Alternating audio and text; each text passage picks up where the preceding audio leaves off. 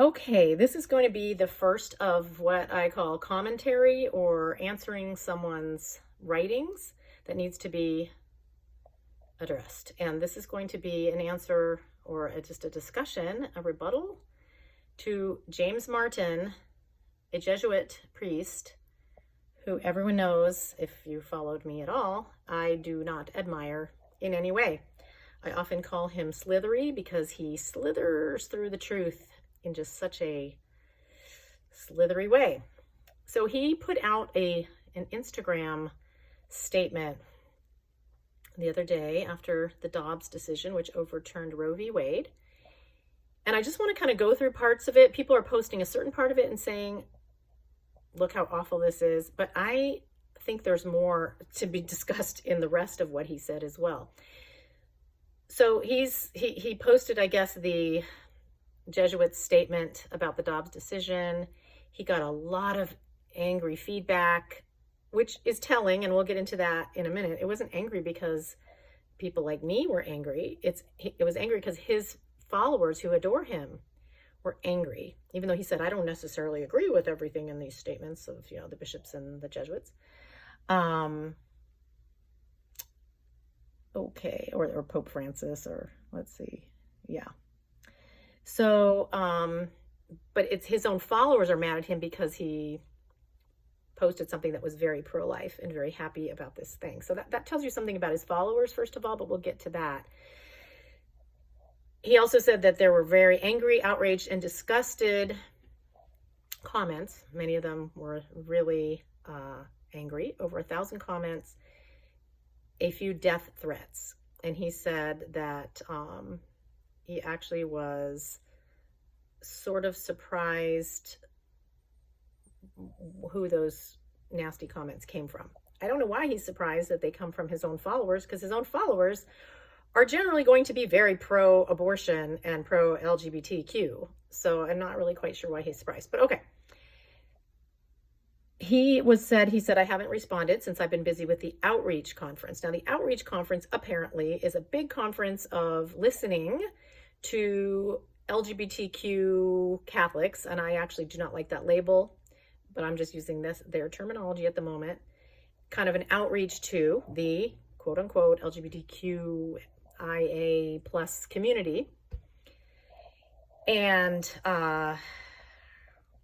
we'll talk about that in a minute because he gets to that. But the part that I've seen people send me, he says that he would have, if he could write his own statement, he said it would probably have said 3 things. First, all life is sacred and is to be reverenced as a gift from God. Okay, no problem there. Second, okay, get your red flag up here. Second, a 1-minute zygote, though life, is not the same as a 9-month-old baby about to be born. And he said, so people of goodwill may see them differently. Okay, screech on those brakes, James Martin, because actually you're a priest of Jesus Christ, which means that you represent Jesus Christ, and anything you say should represent the teachings of Jesus Christ and not your own opinion, which if it were to contrast with the teaching of Jesus Christ would be heterodoxy, it would be untrue. And so really a 1-minute-old zygote is the same value and the same person as a soon-to-be-born 9-month baby 9 months later, okay?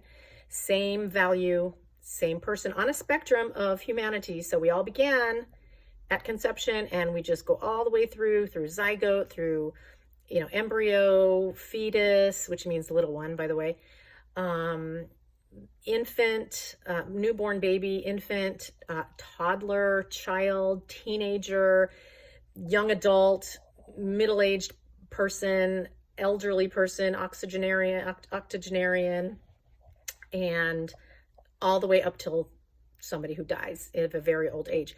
Same person, same spectrum. That can be one human being from the beginning, and we all start at the same point all the way till death. So that is the same person, same value, and it's the same value in the eyes of God himself, who actually created every person. So I don't know what that is, but it doesn't correspond to Catholic teaching. So right there, red flag, do not follow this priest because he does not believe what the church teaches on the most basic issues of human life. People of goodwill may see things differently. That doesn't mean people of goodwill are correct. So in other words, again, we go back to truth versus feelings. It doesn't matter what you feel. It matters what's true. And the church teaches the truth on this. His third point, so anyway, right there, you should just stop following all his stuff. Third, he would put, is his statement, women have consciences that must be heard, listened to, and respected. Okay, everybody has a conscience.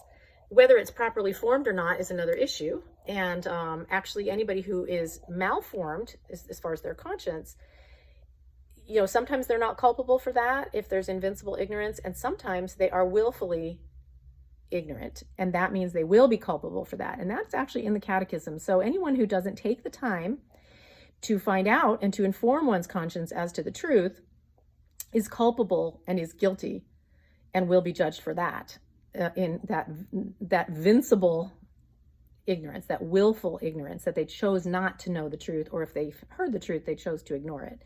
So that's Catholic teaching too. I don't think Father Jim Martin mentions that. So he's not teaching here at all. He's just giving his opinion, again, feelings, because he said, but those are only my beliefs and I don't speak for the Society of Jesus, which are the Jesuits. Well, thanks, but we don't need a priest's personal opinion on matters of the moral law and very serious doctrine that deals with mortal sin and hell and heaven. We don't need your opinion. We need the truth. He said the discussion around abortion is poisonous. Why should it be poisonous? If we're telling the truth can hurt sometimes, but it can never harm. It can never harm. And then he goes on, pro-life people often label pro-choice people as murderers, and pro-choice people often label pro-life people as misogynists. That leaves zero room for discussion, only room for a demonization that leads ultimately to death threats. Okay, well, how about we just tell the truth calmly, peacefully, lovingly, and especially priests? How about we just tell the truth? I know, it's a new idea. And then he goes on to say, this weekend at the Outreach Conference, we had an astonishing panel featuring a priest who held the most traditional views on homosexuality. What he means here, I can translate. It means he held Christ's teachings and the church's teachings on homosexuality. That's what that means. So in other words, someone was holding the truth, the teaching of the church, the truth. And he goes on to say that it is homosexuality is an intrinsic disorder, unquote, that must never be acted upon. Okay, that's called chastity. That's the truth of the church. Again, you're a priest of Jesus Christ. This is not rocket science. Teach the truth. Teach the truth. So, and then he said that man was on the panel along with theologians. Okay, well, theologians don't, I'll do a whole thing on theologians, but what is the role of a theologian in the Catholic Church? Okay. Along with theologians who held the most progressive views. I love that word progressive, makes it sound good.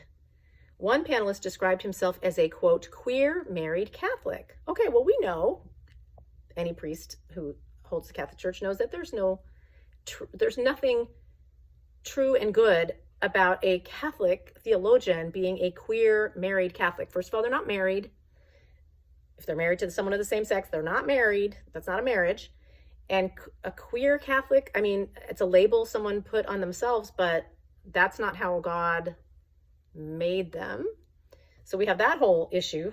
Okay, so he goes on to say, though the personal stakes were high, and Father, I would say that the spiritual stakes are even higher for these people, they engaged in a discussion that was open, frank, challenging, provocative, and in the end, inspirational, as it modeled a listening church and a listening society.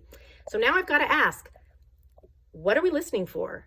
We know what the truth is, and we know that most of the world rejects the truth because of their feelings and their desires that are sinful. So what are we listening for? What's the end goal? Is the end goal just to listen? Okay, but when do you tell them the truth? When do you tell them the truth that they have to give up mortal sin in order to get to heaven? Because nothing else matters. Nothing else matters. When do we get to that point? So we listen. What's the point of listening? And when do the people like me and others who have been great sinners in our lives, great mortal sinners, when do we stop being the talkers about why we want things to change and we want to be doing this sin or whatever? When do we listen to Christ? When do we listen to the church? Because there is a truth and there is falsehood. Okay, there's a binary there. So I don't know how it was inspirational unless we got to the point where the truth was told and accepted. That would be inspirational. That would be inspirational. Otherwise, I don't understand what the point is. And maybe you could explain what the point is. Unless we live in a world where there's just subjective truth, which is really just opinion. And that's not a Catholic worldview. So he goes on to say there was no anger, no belittling, and certainly no death threats. There was just listening and I think learning. Would that our church and our society could have heard it. Okay, but again, heard what? Heard the truth or heard everybody giving their opinions on things, which is pretty much the Tower of Babel, and it's what we have already in the culture. So, Father, please, I just ask everyone, priests, uphold the teachings of Christ, be a beacon of clarity, of truth and precision. As Father Ripperger says, truth is precise. We have a creed and we have a truth for a reason. So, I just think, do better, Father, do better. Teach the Catholic Church, teach the Catholic Church's teachings. Keep your opinions to yourself. And if you have a bad opinion that doesn't match up with Christ, reevaluate your spiritual life, look inside and decide to line up with truth rather than your own opinion. Because eternity is very long and we all have to be in line with God, in friendship with God, submitting to the truth of Christ, doing his will, not our own, so that we can spend an eternity with God in heaven and not the alternative. So anyway, I just had to throw that out there. Please, guys, be discerning in which priests and who you listen to and make sure that they are lined up with church teaching.